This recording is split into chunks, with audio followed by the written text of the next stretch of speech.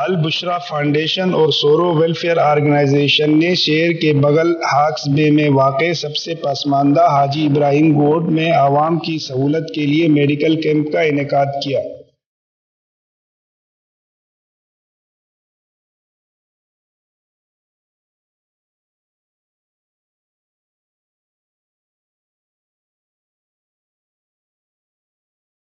جہاں عوام الناس، بچے، خواتین اور بوڑھوں کو فری میڈیکل سہولیات مہیا کی گئی۔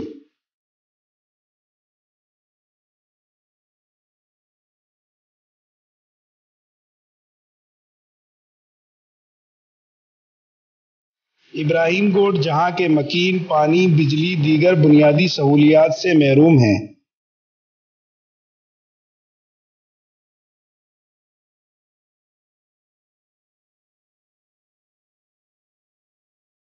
کیوں اس علاقے کو مسلسل نظر انداز کیا جا رہا ہے؟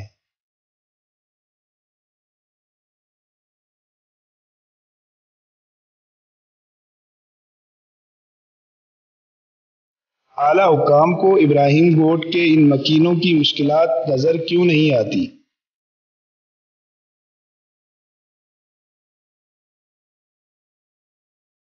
حلقے سے پیپلز پارٹی کے صوبائی اور قومی نمائندے منتخب ہوئے ہیں۔ ہم آج یہاں کے عمائدین سے پوچھیں گے کہ آخر شہر کی بغل میں اندھیروں کا راز کیوں ہے؟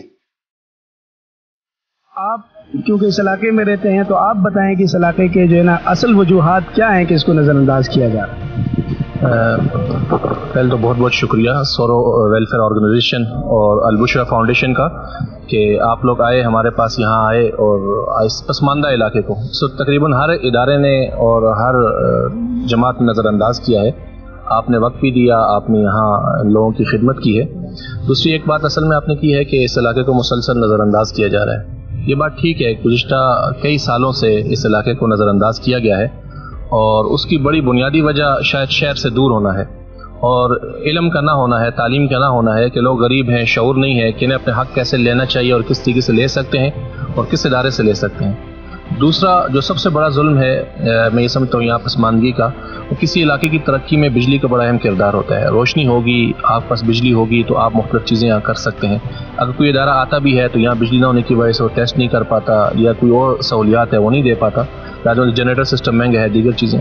تو کئی جو کراچی کے بجلی کا جس کے پاس نظام ہے اس نے اس علاقے کو پسماندہ رکھنے میں سب سے بڑا کردار ہے۔ ہم کئی دفعہ ان کے پاس گئے، ہمارے نمائندے ان کے پاس گئے، یہ لوگ گئے، ان کو درخواستیں دی ہیں کہ یہاں یہ لوگ پیسے دینے کے لیے تیار ہیں، بل دینے کے لیے تیار ہیں، آپ اس علاقے کو آپ بجلی دیں، لیکن آج تک وہ نہیں دے پائے ہیں۔ جب ایک بنیادی ضرورت بجلی نہیں ہے تو جب بجلی نہیں ہوگی تو لازمی بات ہے پانی بھی آپ کے پاس نہیں ہوگا کہ آپ بورنگ کا پانی کیسے چلائیں گے، آپ جو ہے دیگر ذرائع سے پانی کیسے استعمال کریں گے۔ بجلی نہیں ہوگی، آپ کے پاس مواصلات کا کوئی ذریعہ نہیں ہوگا۔ تو پسماندگی کی سب سے بڑی وجہ میں سمجھتا ہوں کہ یہی ہے جس نے اس علاقے کو روشنی سے محروم رکھا ہوا ہے۔ اچھا، آپ یہ بتائیں کہ آپ نے جیسے کہا کہ الیکٹرک ہے تو کیا عمائدین نے جیسے ایک طریقہ کار ہوتا ہے، جانا پڑتا ہے وہاں پہ جا کے جو ہے نا باقاعدہ سے درخواست دیں گے، اس حوالے سے کوئی درخواستیں وغیرہ دی ہیں یا یہ زبانی بات ہے؟ یہ ہمارے اس ابراھیم گوٹھ میں ایک ویلفیئر ہم نے بنائی ہے المدد انجمن کے نام سے، اور اس میں یہ تھا ہمارے یو سی کے چیئرمین، میں خود یو سی جو اس دفعہ بلدیاتی الیکشن لڑے ہیں اس پینل کا ذمہ دار تھا، میں نے پینل بنایا اور ہم لڑے، کئی دفعہ درخواستیں دے چکے ہیں۔ اکرم علانا صاحب ہے، ہم ان کے جو اسٹیشن چیف ہیں کئی کے بلدیہ کے، ہم ان سے ملے ہیں، شفقت صاحب تھے، ان کی درخواستوں کی کاپیاں ہمارے پاس ریسیو کی ہوئی پڑی ہیں۔ انہوں نے ہر دفعہ کہا جی بس اس سال ہم دے رہے ہیں، اس مہینے میں دے رہے ہیں، اگلے مہینے میں دے رہے ہیں، اور اس طرح لارے دیتے دیتے آج جو ہے وہ تقریباً 3 سال گزر چکے ہیں، کوئی سنوائی نہیں ہوئی اور کسی قسم کا ان کی طرف سے کوئی تعاون نہیں کیا گیا۔ یہ بتائیں کہ یہاں قریبی میں کون سا اسپتال پڑتا ہے؟ اگر کوئی مریض ہو جاتا ہے یا بیمار ہو جاتا ہے، خاتون وغیرہ، خواتین کے جو مسائل ہوتے ہیں تو اس حوالے سے آپ لوگ کیا کرتے ہیں، مطلب کہاں لے کر جاتے ہیں قریبی اسپتال میں؟ دیکھیں، میں نے شروع میں ایک بات کی کہ آپ جو یہاں آئے ہیں آپ نے اس علاقے پر ایک بہت بڑا احسان کیا۔ آپ حیران ہوں گے یہاں کوئی ایمرجنسی ہو جائے تو یہاں 10 کلومیٹر سے پہلے کوئی ہاسپٹل نہیں ہے۔ ہمیں سب سے قریب ہاسپٹل جو پڑتا ہے وہ کتیانہ پڑتا ہے اور بانٹواں پڑتا ہے، دونوں پرائیویٹ ہاسپٹل ہیں اور دونوں کو ایک عام آدمی افورڈ نہیں کر سکتا۔ کئی دفعہ ایسے واقعات ہوئے ہیں کہ ڈیلیوری کیس تھا، یہاں کی دائیوں سے معاملہ کنٹرول سے باہر ہو گیا اور خاتون کو لے گئے، خاتون راستے میں ایکسپائر ہوگی، بچہ بھی ایکسپائر ہوا، خاتون بھی ایکسپائر ہوئی۔ تو یہاں قریب ترین کوئی بھی ایسا ہاسپٹل نہیں ہے جس ہم سرکاری کہہ سکیں۔ ہمیں سب سے قریب اگر آپ کے سول پڑتا ہے جہاں پہنچتے پہنچتے ایک نارمل آدمی بھی اپنی جان دے دیتا ہے۔ ناظرین یہ کوئی دیہات نہیں، یہ صرف کراچی کے بغل میں واقع علاقہ ہے، کراچی کا ہی علاقہ ہے۔ یقیناً یہ بڑے افسوس کی بات ہے کہ اس علاقے پر کسی کی توجہ نہیں ہے۔ اچھا، تو آپ نے یہ جوتے کیوں نہیں پہنے؟ جوتا نہیں۔ اچھا، جوتا نہیں۔ اچھا، آپ اسکول پڑھتے ہیں؟ ہاں۔ یہ اسکول کیسے جاتے ہیں؟ صبح پیدل جاتے ہیں۔ پیدل جاتے ہو؟ اسکول پڑھتی تھی، نکل گئی۔ کیوں نکلی بچی؟ اسکول تو پڑھنا چاہیے، پڑھائی اچھی چیز ہے۔ دور ہے بہت۔ اچھا، دور ہے تو یہاں قریب میں اسکول کیوں نہیں ہے؟ قریب میں اسکول ہے، یہ لوگ یہاں پہ پورا علاقہ ہی جنگل، یہاں پہ کوئی اسکول پڑھانا آئیں گے ہی نہیں۔ اچھا، دیکھیں یہ بچی بھی کہہ رہی ہے کہ اس کو جنگل بنا دیا گیا، حالانکہ جنگل ہے نہیں، یہ بچے کی زبان نے جو ہے نا سچ کہہ دیا۔ بسم اللہ الرحمن الرحیم۔ دیکھیں جی، ہماری ٹیم تھی تو ہم نے ایک مشورہ کیا تھا، ہمیں ڈاکٹرز ہمارے پاس ہیں کچھ پینل میں، تو ہم نے آپس میں ایک ڈیسائیڈ کیا کہ کراچی میں ہم ذرا دیکھا جائے کہ کراچی کے ایسے کون کون سے علاقے ہیں جو کراچی میں ہونے کے باوجود بھی کراچی سے دور ہے، یعنی کراچی کی سہولیات سے دور ہے۔ کیونکہ اکثر آپ نے دیکھا ہوگا لوگ پوش علاقوں میں کیمپ لگا لیتے ہیں اور وہاں پر علاج کر لیتے ہیں جہاں ضرورت نہیں ہے۔ تو مقامی کچھ احباب تھے جو یہاں کے رابطہ کار تھے جن سے میرا بڑا کانٹیکٹ رہا ہے، تو گزشتہ بھی ایاموں میں ہم نے یہاں کام کیا ہے، تو ان سے ہم نے رابطہ کیا تو وہ ہمیں حاجی ابراھیم گوٹھ لے آئے۔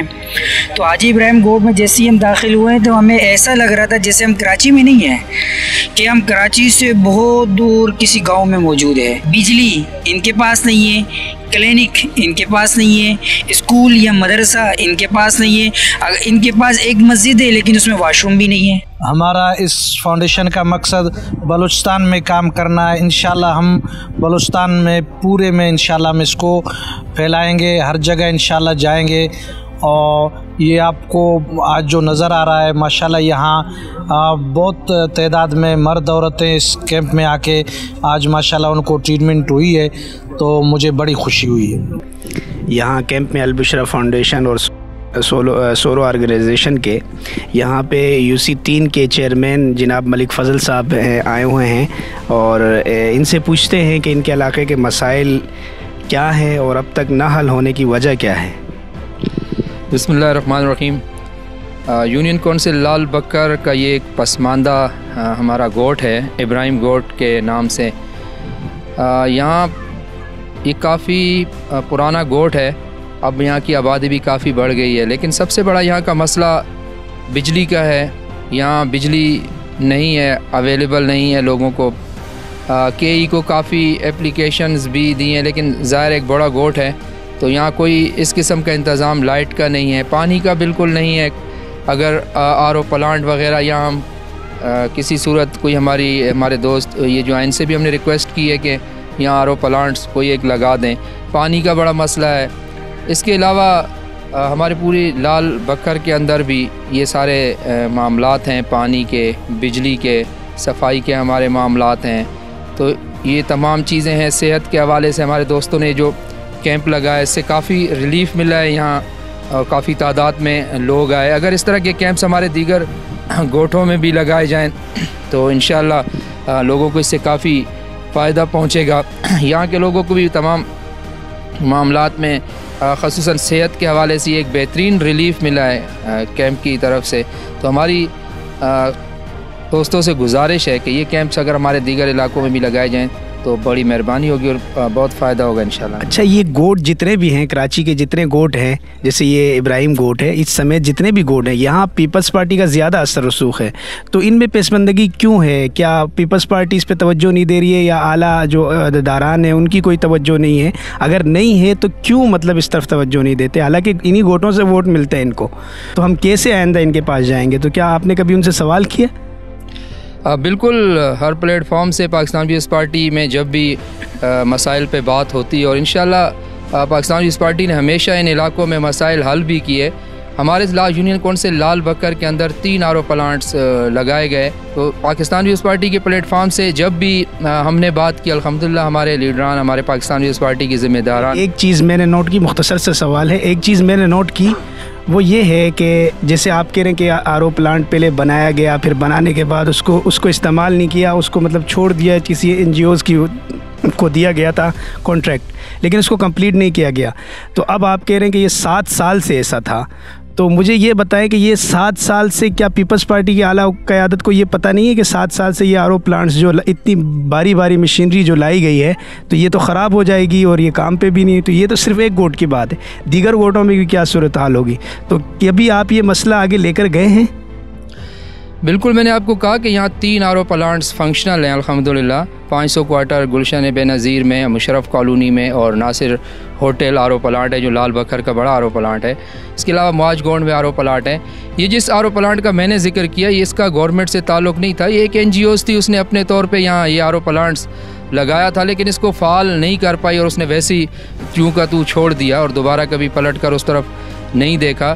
یقیناً جو حکومت کا کام تھا انہوں نے اپنا بھرپور کیا. 3 آر او پلانٹس لگائیں جو فعال ہیں, لوگوں کو الحمدللہ وقتاً فوقتاً پانی بھی مہیا کر رہے ہیں وہ. لیکن ظاہر ہے آبادی ہماری زیادہ ہے, اس کیپیسٹی کم ہے. نہیں, چھوڑ کر جانے کی وجہ سے وہاں پہ جو مطلب جیسے آپ کہہ رہے ہیں کہ چھوڑ کے چلے گئے, تو اب اس کو سنبھالنا, اس کو دوبارہ سے جاری کرنا کس کا کام تھا؟ وہ ایک NGOز کا پروجیکٹ تھا, ظاہر ہے انہوں نے چھوڑ دیا. حکومت کا بالکل کام تھا, بلکہ ہمارا بھی یہ کام بنتا تھا, لیکن ظاہر ہے یونین کونسل کے یا ان کے فنڈز ایسے نہیں ہوتے کہ یہ آر او پلانٹس کو چلایا جا سکے. یونین کونسل کے محدود ایک وہ ہوتا ہے. اس سے پہلے جو پاکستان پیپلز پارٹی کہ MNA MPs پچھلے دور میں, پچھلے 5 سالہ دور میں یہاں سے نہیں تھے, جس کی وجہ سے بھی یہ سارے معاملات رکے رہے. اب پاکستان پیپلز پارٹی کے MP MNA آئے تو انشاءاللہ یہ تمام معاملات حل ہوں گے, اور یہ جو آر او پلانٹ ایک بند پڑا ہوا ہے تو انشاءاللہ یہ بھی ضرور فعال ہوگا. ہمارے پاکستان پیپلز پارٹی کے MNA اور MPs اس پہ ضرور کام کریں گے انشاءاللہ. ناظرین, آپ نے دیکھا کہ چیئرمین صاحب نے جو ہے یہ وعدہ کیا ہے کہ انشاءاللہ وہ اس علاقے کی ترقی کے لیے مزید جو ہے نا وہ کوششیں کریں گے. اور طبی کیمپ لگایا گیا ہے سورو ویلفیئر آرگنائزیشن اور البشرا فاونڈیشن کی جانب سے. میں چیئرمین سے, ان کے چیئرمین صاحب ہمارے ساتھ موجود ہیں, تو میں ان سے سوال کروں گا, شیخ آپ کو یہاں آ کے کیسا لگتا ہے کہ کیا یہ آپ نے جگہ جو چوز کی ہے یہ اچھی کی ہے؟ نحمدہ و نصلی علی رسول الکریم. بسم اللہ الرحمن الرحیم. ابراھیم گوٹھ کے اوپر میری ٹیم نے جو ہے وہ یہاں پر ورک کیا, اور ورک کرنے کے بعد اس بات کی طرف توجہ دلائی کہ آپ اس گوٹھ کو دیکھیں. یہاں پر بہت ساری ضروریات ہیں, یہاں کے لوگ انتہائی پسماندگی کی حالت میں ہیں. مجھے حیرت ہوئی کہ کراچی کے علاقے کے اندر ہم رہتے ہیں جو روشنیوں کے شہر ہے, اس روشنیوں کے شہر کے اندر جہاں پر بجلی نامی کوئی چیز نہیں, یہاں پر کہ الیکٹرک توجہ نہیں دیتی. یہاں کے جو ذمہ داران ہیں, میری ان سے بات ہوئی ہے, وہ تو ایڑیاں رگڑ رگڑ کر تھک چکے ہیں, لیکن جو KE والے ہیں یا دیگر لوگ ہیں ان کی توجہ اس طرف کیوں نہیں آتی اللہ جانے. ہم نے تو یہاں دیکھا کہ لوگوں کی حالت اچھی خاصی خراب تھی. یہاں میڈیکل کیمپ قائم کیا اور اس کا نتیجہ بہت اچھا ہمارے سامنے آ رہا ہے. علاقے کے تقریباً سارے ہی لوگ اس سے استفادہ کر چکے ہیں, اور چیئرمین صاحب نے کہا کہ ان چیزوں کی ضرورت بار بار ہے یہاں پر. انشاءاللہ ہم یہ کام بار بار کرتے رہیں گے. اور ہمارا اگلا جو پروجیکٹ ہے وہ محمد علی گوٹھ ہے جو قریب ہی ساتھ ہے. انشاءاللہ اگلے 1 مہینے کے اندر ہم یہ کیمپ وہاں لگائیں گے. آر او پلانٹ کے متعلق چیئرمین صاحب نے کہا ہے کہ تو وہ انشاءاللہ آر او پلانٹ بھی بہت جلد جو ہے وہ اپنی پوزیشن میں آ جائے گا اور وہ کام کرنا شروع کر دے گا. سورو ویلفیئر اور البشرا انشاءاللہ مشترکہ کارروائیوں سے, علاقے کے عمائدین کے تعاون سے انشاءاللہ یہ کام بہت جلد اس کو جو ہے وہ کر لے گی انشاءاللہ اللہ کے فضل و کرم سے. افواہوں سے سچ کا سفر, البشرا نیٹ ورک.